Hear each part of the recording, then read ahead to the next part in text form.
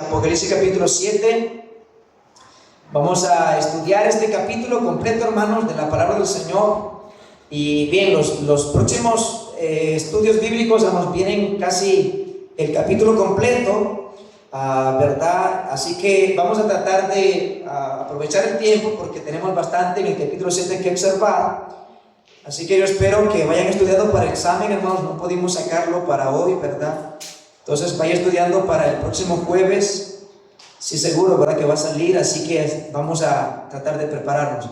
Vamos a ver unos versículos nada más para luego estar orando y entrar al estudio de este libro de Apocalipsis capítulo 7. Después de esto, vi a 4 ángeles en pie sobre los 4 ángulos de la tierra, que detenían los 4 vientos de la tierra, para que no soplase viento alguno sobre la tierra, ni sobre el mar, ni sobre ningún árbol.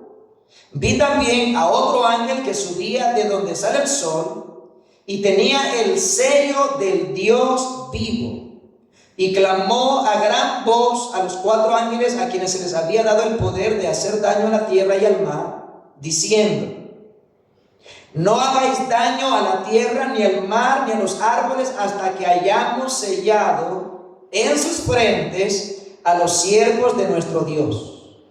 Y oí el número de los sellados: 144,000 sellados de todas las tribus de los hijos de Israel.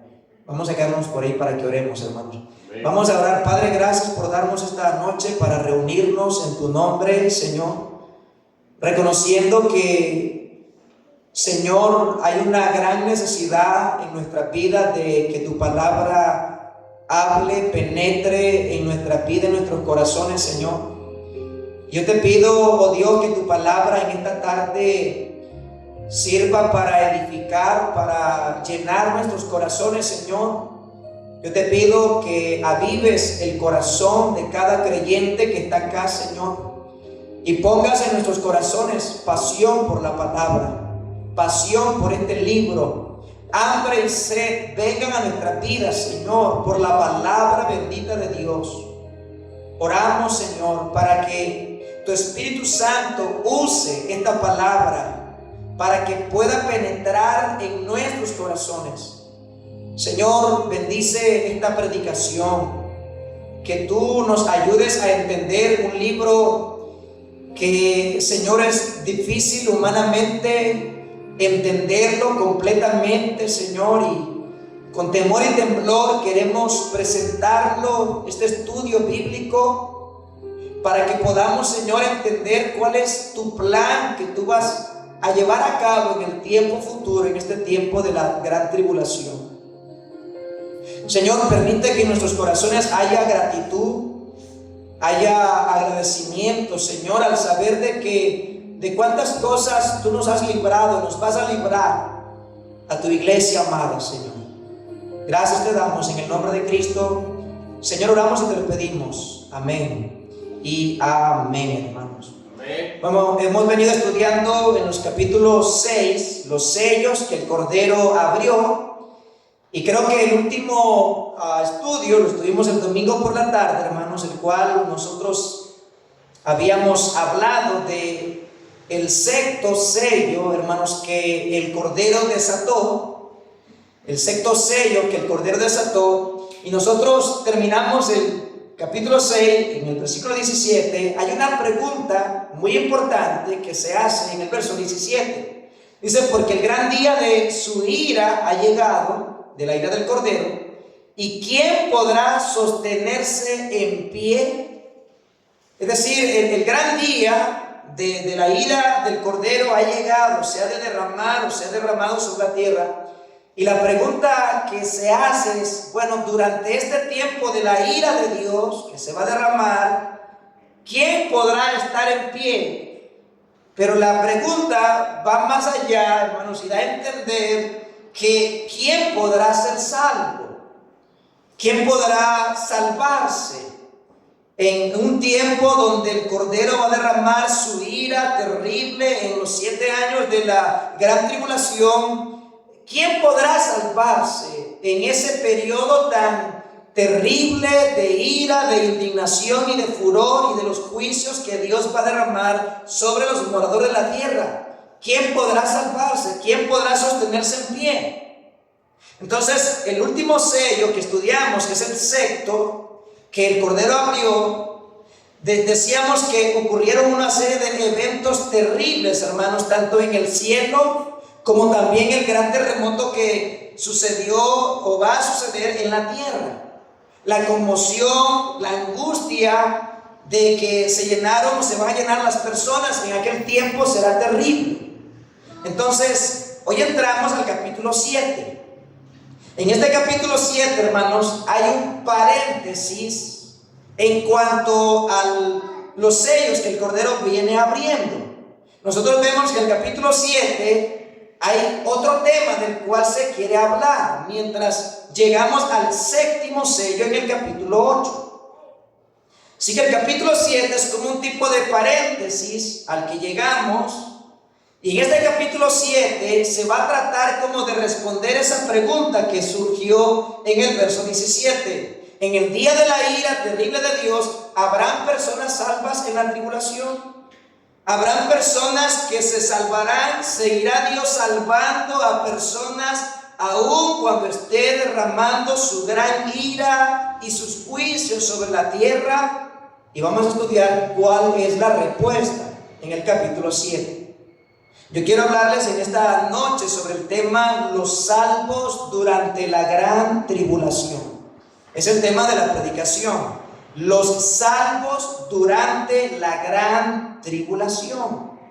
Entonces, hermanos, la Biblia nos enseña en este capítulo 7 y en otros más adelante de que en medio de los juicios terribles de Dios que va a derramar en la gran tribulación, sí van a haber muchísimas personas que serán salvas, escogidas por gracia, redimidas por la sangre, hermanos, del Señor Jesucristo que ya derramó.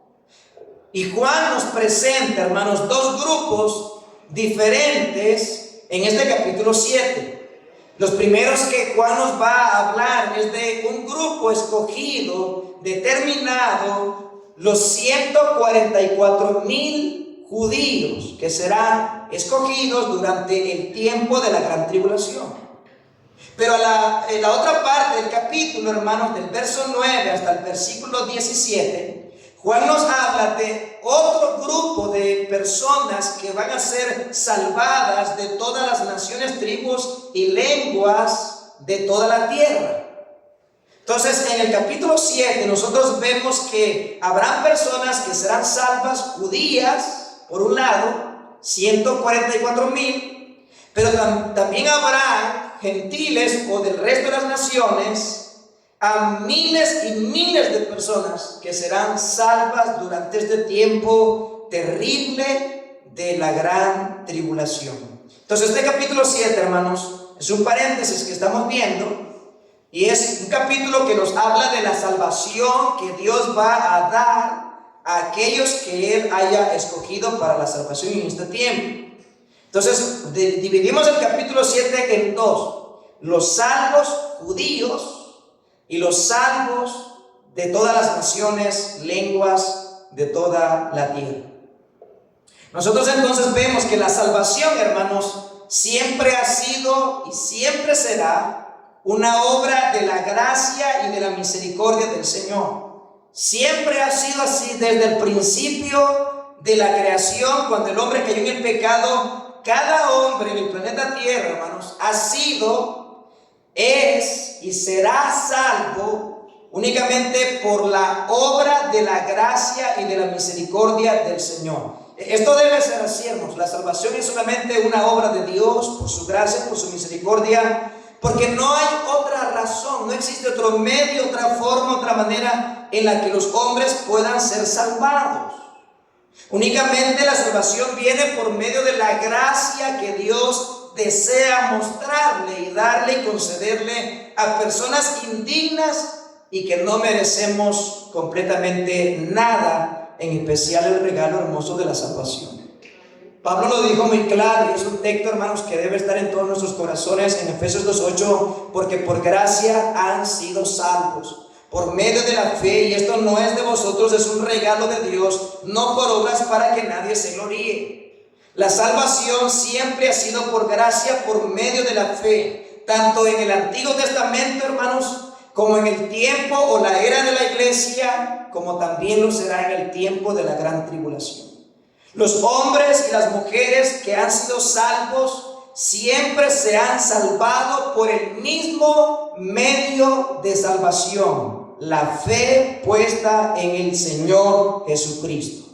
Los salvos del Antiguo Testamento fueron salvos, hermanos, por la fe que pusieron en Cristo Jesús, en el Cordero que anticipadamente los profetas y muchos hombres del pasado, Dios les dijo que iba a venir el Mesías, que iba a venir el Redentor, y ellos creyeron, aunque no había venido Jesucristo todavía a la tierra. Nosotros en este tiempo que vivimos después de la cruz de Cristo, nosotros creemos por fe que Jesús ya vino. Nosotros miramos al pasado, aquellos miraban al futuro, nosotros miramos hacia atrás por medio de la fe y creemos que Jesús vino, murió, fue sepultado y resucitó para ser el Salvador de aquellos que creen en Él. Bueno, en la gran tribulación, hermanos, las personas también serán salvas, igualmente como usted en este tiempo ha sido salvo también, por medio de la fe en la obra perfecta del Señor Jesucristo. Amén. Entonces, en los primeros 3 versículos, hermanos, nosotros miramos que Juan vio a 4 ángeles de pie.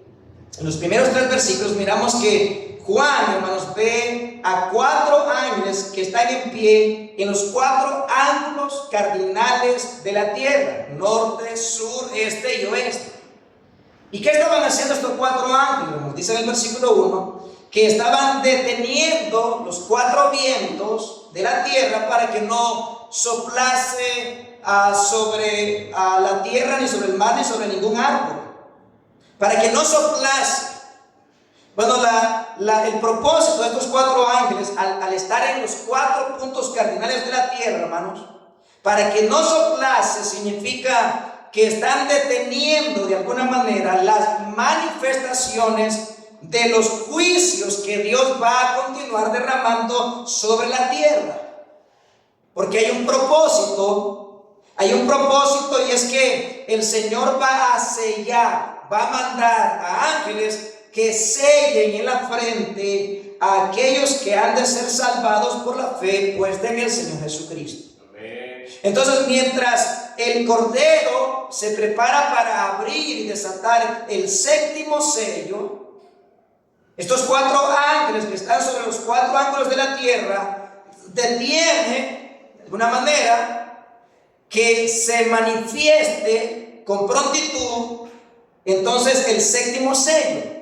Entonces, mientras se detiene o que no se soplase, hermanos, entonces hay algo que va a hacer el Señor. Va a haber el sellamiento de 144,000 judíos creyentes que van a ser salvados. Entonces, hasta que los siervos de Dios terminen entonces de sellar a los 144,000 sellados. Mira el versículo 2, hermanos, también dice, en el versículo 2 dice que Juan vio a otro ángel.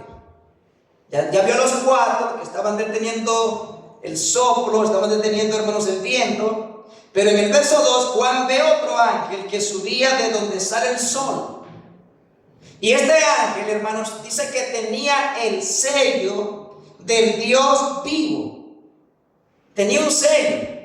¿Y este sello de quién era? Este sello era del Dios vivo.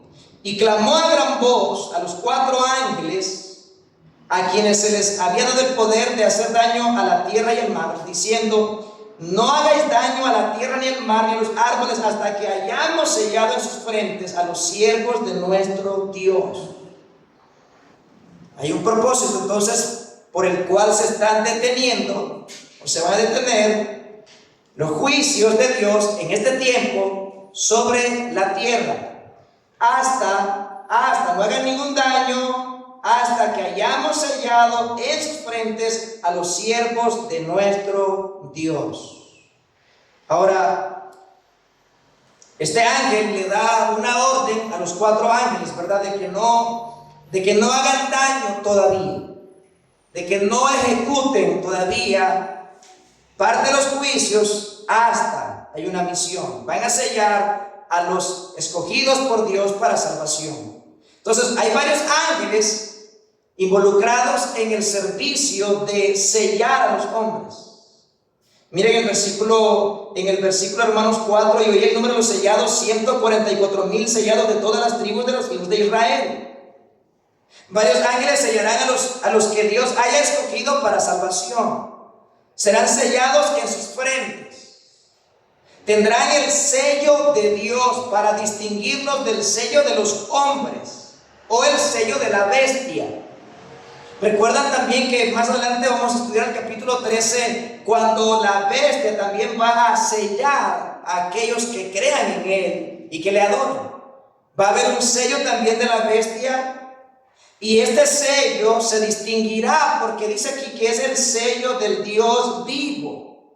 Entonces ellos van a ser distinguidos, diferenciados por el sello que van a tener en sus frentes. El sello en la Biblia tiene un significado muy importante, hermanos. El sello en la Biblia significa propiedad de Dios. Significa que le pertenecen a Él, son pertenencia de Dios. El sello, hermanos, daba seguridad, daba propiedad. El sello entonces era para un reconocimiento de que esta persona, o ya sea alguna cosa, cuando tenía nuestro sello, tenía el sello de un rey, significaba que le pertenecía a él y que nadie tenía por qué tocarlos. Entonces el sello de Dios en sus frentes significa de que ellos pertenecerán a Dios, al Dios vivo, son propiedad de Él y nadie podrá dañarlos a menos que Dios así lo quiera y lo permita. Y vamos a llegar al capítulo 9 nosotros, hermanos, donde se nos va a decir que cuando el 7º sello se abre, hermanos, sobre la tierra y vienen langostas y unas huestes malignas, demoníacas, salen del abismo, nosotros vamos a ver que se les mandó a ellos que tocasen a todos los hombres, menos a los que tenían el sello de Dios en la frente. El sello de Dios representa que ellos le pertenecen a Dios, son propiedad de Dios y que Dios va a cuidarlos, hermanos, a estos 144,000 judíos. Dios los va a preservar, los va a cuidar en medio del derramamiento de los juicios terribles que aún faltan por llegar a la tierra. La Biblia dice, hermanos, que nosotros los creyentes también hemos sido sellados y el sello que se nos ha puesto es el mismo Espíritu Santo de Dios. Efesios 1:3, hermanos, y versículo 14, dice el apóstol Pablo que nosotros, habiendo oído la palabra de verdad, el evangelio de vuestra salvación, y habiendo creído en él, fuisteis sellados con el poder o con el Espíritu Santo de Dios. Entonces, todo creyente, hermanos, ha sido sellado con el Espíritu Santo de la promesa, dice el versículo 13 del capítulo 1 de Efesios. Ahora, el sello, que es el mismo Espíritu Santo, hermanos, nos da seguridad. Da seguridad.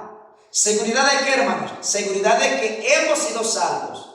Seguridad de que un día Cristo regresará por nosotros. El sello nos da seguridad. ¿Y quién es el sello? Es el mismo Espíritu Santo. Mire Efesios 4:30 también lo que dice la palabra del Señor. Y no contristéis al Espíritu Santo de Dios, con el cual fuisteis sellados para el día de la redención. Entonces, el día que usted creyó en Cristo, o primeramente el día que usted oyó el evangelio, oyó la palabra, alguien le predicó, y luego usted creyó en el Señor Jesucristo, creyó en el evangelio, entonces fue salvo, y al instante, hermanos, el Espíritu Santo fue enviado por obra de Dios para sellarte y sellarme, y ahora tenemos como sello al mismo Espíritu Santo de Dios. ¿Para qué fuimos sellados? Para el día de nuestra redención. Entonces el sello significa que somos de Cristo, que somos propiedad de Dios. Y el sello nos habla de garantía también, de seguridad. Así que el propósito de sellar a 144,000 judíos en medio o posiblemente cerca de la mitad de la primera parte de la tribulación, en primer lugar es salvar a un remanente de los judíos. Salvar a un remanente de los judíos, el pueblo de Dios. Pero también estos 144,000 hermanos judíos que van a ser sellados, escogidos, salvos, se les va a dar una misión de predicar el evangelio y esparcir el evangelio, hermanos, a todas las naciones, en todo lugar. Entonces serán, hermanos, como el apóstol Pablo, serán los misioneros a las demás naciones. Y es cuando Mateo 24 Jesús dijo: y será entonces llevado el evangelio, predicado el evangelio a todas las naciones, y entonces vendrá el fin. El fin va a venir cuando en todas las naciones se haya predicado el evangelio. Por lo tanto, creemos, hermanos, que esa profecía se va a cumplir en el último periodo de la gran tribulación, Dios usando a 144,000 judíos salvos como misioneros para que lleven el mensaje del evangelio a todos los rincones y todas las naciones del mundo. Si Pablo, un solo hombre, llevó el evangelio a 3 continentes y por medio de él hubieron miles de personas que fueron salvadas en varias regiones, hermanos, de Asia. Usted se imagina a 144,000 misioneros equipados por el poder de Dios, llevados por el poder de Dios, guiados por el Espíritu Santo. ¿Cuántas personas serán salvadas en medio de la gran tribulación? Ahora vamos a ver eso en un momento. Volviendo, hermanos, al capítulo 7, se nos dice claramente que hay un número estipulado. Juan o yo, muchos argumentan de que este número de 144,000 es simbólico y que a lo mejor lo que está diciéndonos Juan es que habrá un grupo muy grande de judíos que serán salvos. Otros creen, hermanos, que estos 144,000 se refiere a la iglesia, aquellos teólogos o pastores que creen que la iglesia va a pasar por la gran tribulación. Creen que estos 144,000 habla del número de los redimidos de la iglesia y sustituyen a Israel, hermanos, como la iglesia. Nosotros entendemos que Israel, hermanos, tiene un propósito, la iglesia es otro pueblo. Hay dos cosas diferentes allí: Israel por un lado, la iglesia por otro lado. Pero creemos que es un número real, literal, porque Juan dice, hermanos, en el versículo 5, en el versículo 4 dice: y oí. Así que dice: y oí el número de los sellados, a diferencia de lo que dice en el versículo 9. Vea usted lo que dice en el versículo 9. Después de esto miré y aquí una gran multitud, la cual nadie podía contar. En ese particular Juan no dice un número específico.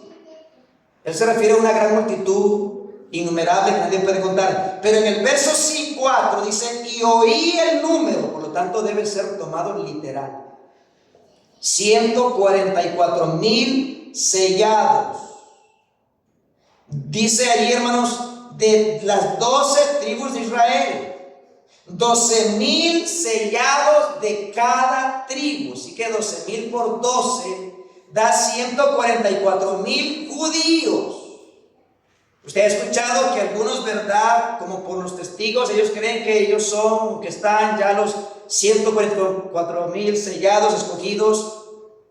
Los adventistas también creen que se refiere al sello del sábado en ese particular.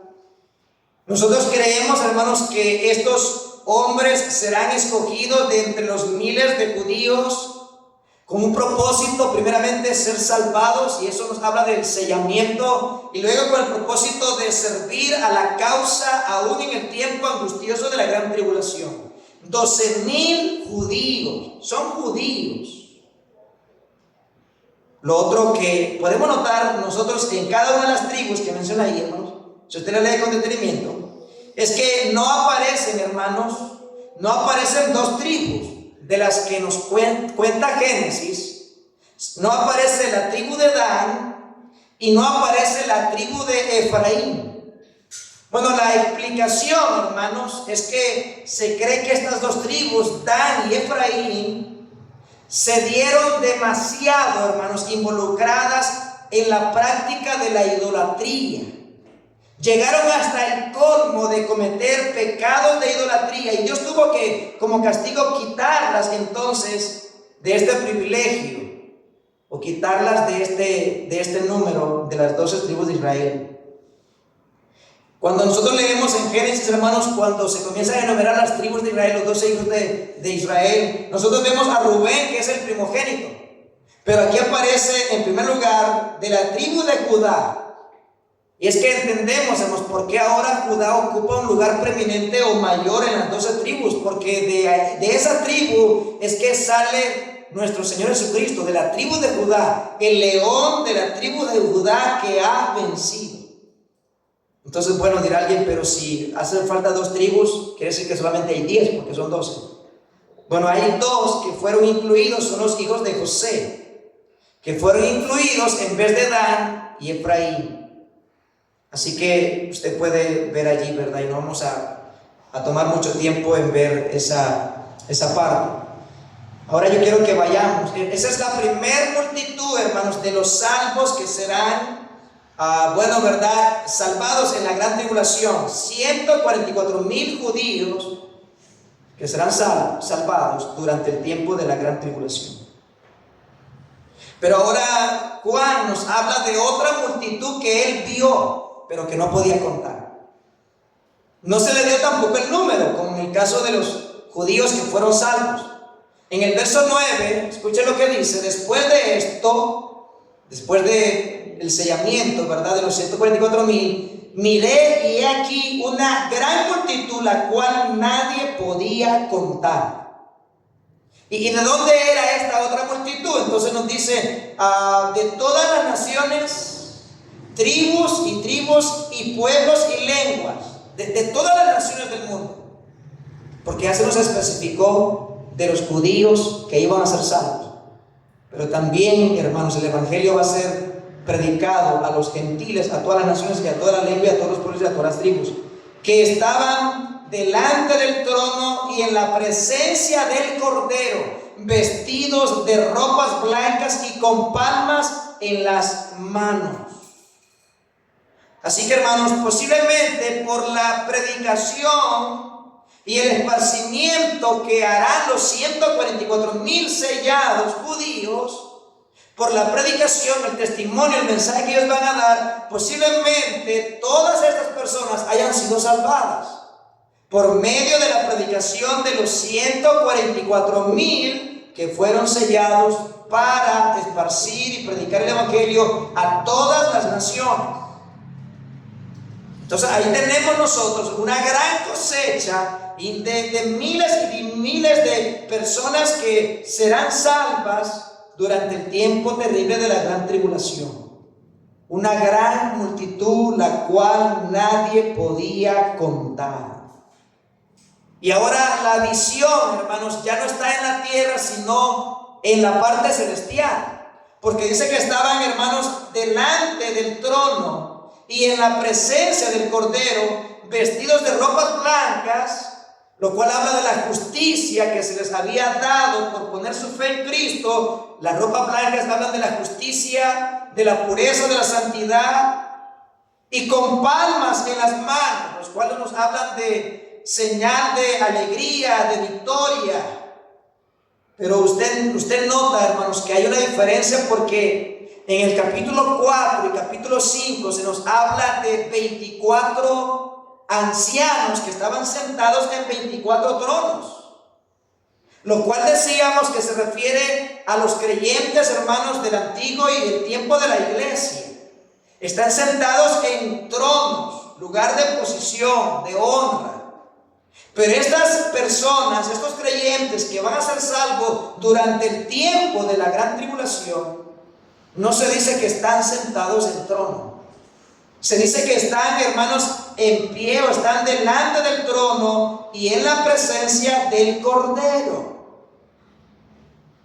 Ahora, ¿qué hacían ellos? En el versículo 10, ¿qué hacen ellos?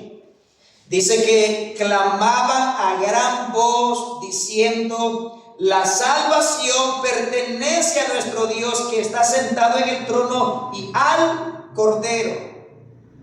Entonces estaban aclamando a gran voz. Entonces los salvos de todas partes de la tierra, hermanos, del verso 9 al verso 17, Juan nos describe una escena muy parecida a la que vimos nosotros en el capítulo 4 y capítulo 5. Estudiamos esos capítulos y esta es una escena muy parecida de lo que va a ocurrir cuando esta multitud llega a la presencia de Dios y ante el Cordero.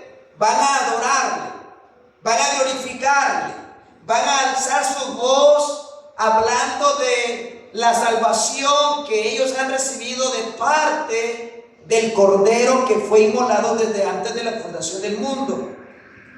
Entonces, ellos están alabando a Dios y al Cordero, y siempre hay un motivo o hay, hermanos, algo que los mueve, los motiva a alabar, a cantar, a adorar al que está sentado en el trono y al Cordero. ¿Y cuál es la motivación? ¿Cuál es la causa del por qué estos adoran, aclaman, exaltan al que está sentado en el trono y al Cordero? La salvación. El tema por el cual, el motivo por el cual ellos exaltan, alaban a Dios es por la salvación. Y dice: la salvación pertenece a nuestro Dios. Y eso es lo que Jonás capítulo 2 versículo 10 es lo mismo que dice. Jonás 2:10 dice que la salvación es de Dios. La salvación es de Jehová Dios, hermanos. Y nosotros no hemos hecho nada para merecerla, todo lo opuesto. Nosotros hemos hecho tantas cosas terribles que no merecemos para nada la salvación, sino la condenación. Como la Escritura dice que la salvación es de Dios, entonces Dios la da al que Él quiera darse, porque es de Dios, no es del hombre, para que el hombre venga y pueda o no pueda. La salvación es de Dios y Dios la da al que Él quiera darla. Esta es la causa de por qué ellos están adorando a Dios y al Cordero. Hay una gran y maravillosa escena de adoración y exaltación al Señor. Miren el versículo 11 y el versículo 12. Y todos los ángeles estaban en pie alrededor del trono. Juan vuelve otra vez a la visión que tenía del trono y de los ancianos y de los 4 seres vivientes, y se postraron sobre sus rostros delante del trono y adoraron a Dios, diciendo: amén. Esa es una palabra que significa una afirmación. Así es, así sea, eso es seguro, eso es sí. Cuando decían: la salvación pertenece a nuestro Dios que está sentado en el trono, entonces ellos respondieron: amén, así es, claro que sí. Diciendo: amén, la bendición y la gloria y la sabiduría y la acción de gracias y la honra y el poder y la fortaleza sean a nuestro Dios por los siglos de los siglos, amén. Eso es lo que están adorando ellos. Es bastante parecida a la escena de lo que está ocurriendo en el capítulo 4 y el capítulo 5 de Apocalipsis, cuando esta gran multitud llega a la presencia del Señor, al cielo. Entonces ellos adoran. Se dan cuenta, hermanos, que uno de los temas o una de las razones o motivos por el cual vamos nosotros a adorar, o Dios va a ser adorado y el Cordero en el cielo constantemente, día y noche, va a ser por la grandiosa obra de redención y salvación que Él hizo por nosotros, los pecadores. Nos salvó. Y hemos venido hablando nosotros, hermanos, de esa obra. Juan ve a un Cordero de pie como inmolado, porque tú fuiste inmolado y con tu sangre nos has redimido redimido de todo pueblo, nación y lengua. Es decir, por ti estamos nosotros aquí. Por tu sacrificio, Jesús. Por tu muerte, Jesús. Por tu causa, Jesús. Es que nosotros, todos los redimidos, estaremos en la presencia santa del Señor noche y día. Por Él. No por mis obras. No por mis méritos. No por algo que yo me esforcé a hacer. No por mi fidelidad. No por mi esfuerzo en la santificación. No por mi esfuerzo en el servicio. No, todos vamos a caer de rodillas y todos vamos a postrarnos reconociendo de que estamos en la presencia gloriosa de Dios por un solo sacrificio que Jesús hizo en la cruz del Calvario. Por Él, no por mí. Por Él, a pesar de lo que yo era. Vamos a estar allí. Y ese va a ser el tema de nuestra adoración. La salvación pertenece a nuestro Dios.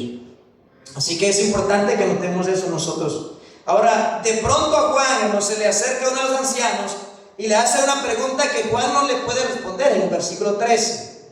Entonces uno de los ancianos habló diciéndome, y estos que están vestidos de ropas blancas, y ahora viene y le pregunta, ¿quiénes son? ¿Quiénes son y de dónde han venido? O sea, no estaban en el cielo, no estaban en la presencia del Cordero. Juan no los había visto. Ahora, Juan no sabía de dónde habían salido, esa gran multitud. Juan no sabe cómo responderle. Entonces, el mismo anciano le da la respuesta. Entonces, eso nos muestra que estos creyentes, hermanos, no son los creyentes del Antiguo Testamento, no son los creyentes durante el tiempo de la iglesia, porque Juan los hubiera conocido. Juan hubiera dado respuesta. Estas personas Juan no los había conocido, porque son los salvos durante el tiempo de la gran tribulación. Ahora, a diferencia de estos creyentes, ellos van al cielo. Pero los 144,000 sellados quedan en la tierra. Porque ellos tienen una misión de predicar y esparcir el evangelio. Pero estos creyentes posiblemente fueron martirizados por su fe y ahora están ya en la presencia del Cordero. Y vamos a ver que ya están disfrutando de los deleites y delicias que hay al estar en el cielo, en la presencia de Dios. Para que notemos un poco la diferencia. Pero alguien dirá, ¿y por qué los 144,000 no fueron martirizados como estos otros? Porque recuerde que tienen el sello de Dios vivo en su frente, lo cual habla de seguridad, de propiedad. Son míos, no los toque. Y vamos a ver eso en el capítulo 9. Cómo el Señor nos preserva para la obra y el ministerio que nos ha llamado. Entonces, en el versículo 13, Juan dice, o a Juan se le pregunta, ¿de dónde son, Juan? Esa gran multitud que tú no puedes contar, ¿de dónde han salido? En versículo 14, yo le dije, Señor, tú lo sabes. Y Él me dijo, estos son los que han salido de la gran tribulación y han lavado sus ropas y las han emblanquecido en la sangre del Cordero. Un tipo de salvación, un tipo de fe en la obra de Cristo, en la cruz del Calvario. Ellos han puesto su fe, ellos han puesto su confianza en la obra que Cristo, el Cordero de Dios, hizo en la cruz del Calvario, en su sangre.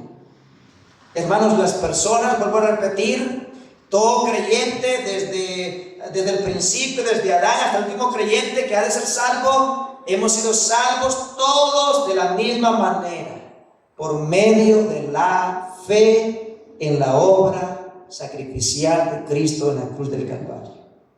Porque no hay otro camino, dice Juan 14:6. No hay otro camino que nos lleve al Padre, solamente Jesucristo.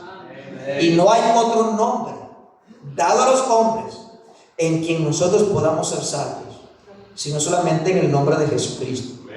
Ahora, por esto dice, porque ellos han emblanquecido sus ropas y las han lavado en la sangre del Cordero, por esto es que están delante del trono de Dios. Ahí volvemos a repetir que la salvación no es por obras, no es por méritos, no es por esfuerzo, no es por fidelidad. Por esto, dice, están delante del trono de Dios. Ahora veamos qué están haciendo. Y Juan nos ayuda a darnos una pequeña probadita de los deleites y disfrutes que habrá en el cielo. Dice en el versículo 15, en primer lugar, ¿qué hacían ellos? Y les sirven de día y noche en su templo. Les sirven de día y de noche en su templo. Entonces, lo primero es que dice que estos creyentes servirán al Señor, servirán a Dios, y para ellos servir no será una obligación. De hecho, servir a Dios, para los que están agradecidos con lo que Dios ha hecho por ellos, es un privilegio, no es una obligación. Para los que están agradecidos con lo que Dios ha hecho por tu vida, el servir a Dios no es un compromiso, no es una carga, no es una obligación, es un privilegio que se me da por pura gracia de parte del Señor. Servirán de manera continua, no será para ellos una carga hacerlo, sino que lo disfrutarán. Será un privilegio, lo harán de manera perfecta, lleno de gozo y de alegría. Servirán, sirven de noche y de día, porque no hay cansancio. No hay cansancio. Nosotros, parte de muchas veces, quizás no disfrutar el servicio a Dios, es que nos cansamos. Este cuerpo se siente cansado, atribulado, enfermo, y no disfrutamos muchas veces el servir al Cordero, a nuestro Dios.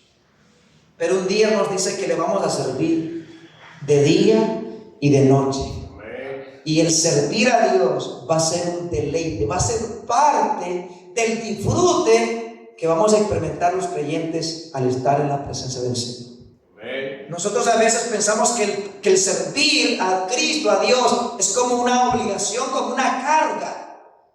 Porque todavía en parte, hermanos, tenemos un cuerpo corrupto, todavía hay pecado remanente en nosotros que nos hace ver el servicio cristiano como una carga, como una seriedad, como una obligación. Desde antes Dios dijo: servid a Jehová con alegría. Y eso es algo que deberíamos experimentar mientras servimos nosotros al Señor. ¿Qué más? ¿Qué están haciendo, hermanos? ¿Qué más? Dice en su templo: y el que está sentado sobre el trono extenderá su tabernáculo sobre ellos. Lo cual significa, hermanos, que estos creyentes podrán tener una cercanía perfecta con Cristo. Disfrutarán de su presencia. Disfrutarán de una perfecta comunión con Cristo. Pero hay algo más. Verso 16. Ya no tendrán hambre ni sed, y el sol no caerá más sobre ellos, ni calor alguno. Muchos de los judíos o de los creyentes, hermanos, también gentiles, muchos de los creyentes en los primeros siglos eran esclavos. Eran esclavos que sabían lo que era tener hambre. Quizás nosotros, por la gracia también de Dios, no hemos experimentado tantos tiempos de hambruna, de hambre, de sed. Pero en los primeros siglos, muchos de los creyentes eran esclavos, sabían lo que era tener hambre, sabían lo que era tener sed, y sabían lo que era trabajar en el calor terrible del sol. Por lo tanto, quizás esos lectores entendían de la delicia, del deleite, del gozo, de la alegría cuando se les dice: ya no tendrán hambre. Ya desaparecerá toda necesidad humana, ni sed, y el calor del sol no caerá más sobre ellos. Así que ya no tendrán necesidad de ninguna cosa. Cristo será suficiente para ellos.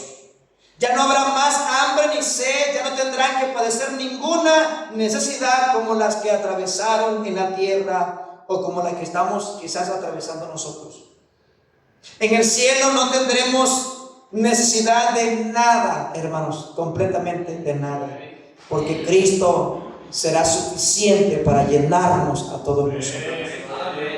Pero al estar en el cielo con Cristo, hermanos, al estar en el cielo con Cristo, se acabará todo eso, toda necesidad, todo dolor, toda hambre, toda tristeza, toda muerte.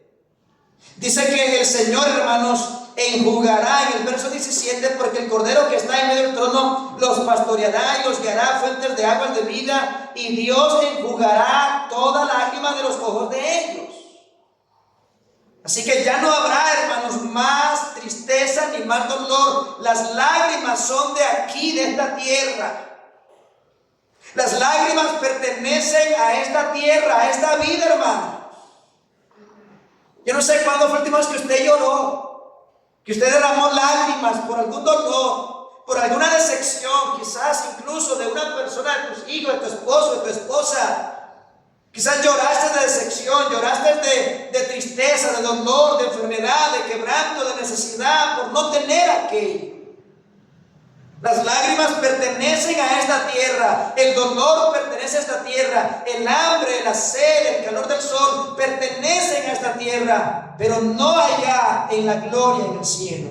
En el cielo está la felicidad, en el cielo está la alegría, el gozo supremo, el deleite, hermanos, y la delicia son pertenencias de los cielos. Están allá arriba. Vale la pena entonces, hermanos, irnos con Cristo pronto. Dice: el Señor los pastoreará. Aquí se cumplirá el hermoso Salmo 23. Jehová es mi pastor, ¿qué me puede faltar? O nada me faltará. Y en lugares de delicados pastos me hará descansar, junto a aguas de reposo me pastoreará, confortará mi alma. Me guiará por sendas de justicia, por amor de su nombre. Su vara y su callado me infundirán aliento. Preparas una mesa aún en medio de mis enemigos. Y usted sabe qué hermosísimo es ese salmo, hermanos.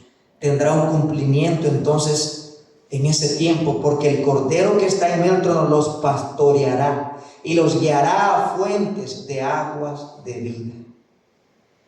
Dios quitará y enjugará las lágrimas. Las lágrimas son de aquí, hermanos.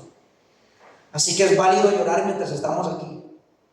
Es válido que lloremos. Y hay cosas por las que quizás vamos a tener que llorar. Pero una vez que usted llegue a la presencia del Señor, Él va a enjugar, a quitar todas esas lágrimas de nuestros ojos. Yo quiero decirle con esto, hermano, de que vale la pena ser un cristiano. Vale la pena ser fiel a Cristo mientras estamos aquí. Que vale la pena sufrir por Él mientras estamos aquí. Vale la pena sufrir por Él sabiendo lo que nos espera. Y porque lo que nos espera no tiene comparación alguna. Amén. Esto tenemos que creerlo, hermano. Tenemos que llenarnos de esta esperanza. Tenemos que llenar nuestros corazones, hermanos, ¿de qué? De lo que nos espera en la gloria.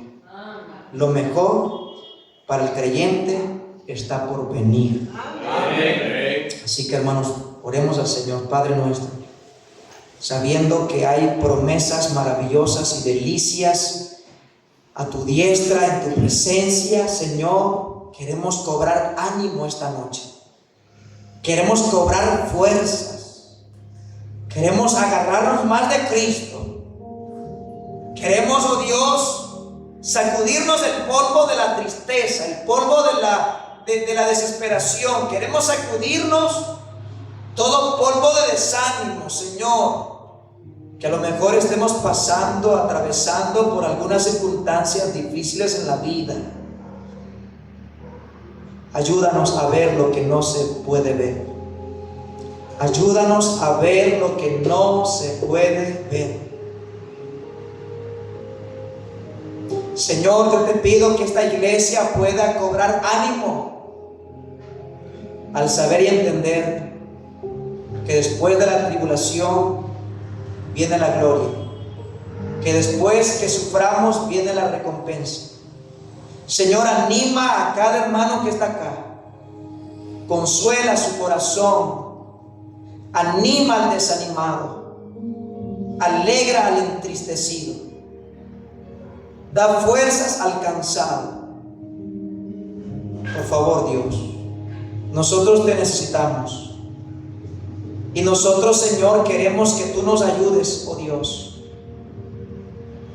Gracias por tu palabra bendita, Señor, que está allí para ayudarnos a crecer, a seguir en medio de las pruebas, en medio de las aflicciones, en medio de los quebrantos, en medio de las decepciones. Permítenos levantar nuestra mirada al cielo y decirle a mi alma: alma, es aquel el lugar que te espera. Alma, allá está tu casa, allá está tu ciudadanía. Alma, mira hacia arriba, allá está tu casa, allá está tu Padre, allá están los demás creyentes. Vamos, hermanos, avancemos un paso más de fe, un paso más de fe, con la ayuda del Señor. Gracias te damos, Señor, en esta noche. Bendice a los hermanos que han venido y que van a salir a sus casas.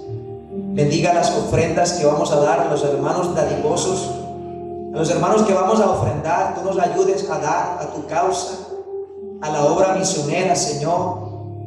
Danos, multiplica, Señor, lo poco en nuestras manos. Bendice esta iglesia, cada hermano, su economía, su finanza, para que podamos dar a tu causa en esta tierra, Señor. Gracias por todo. Gracias, Señor.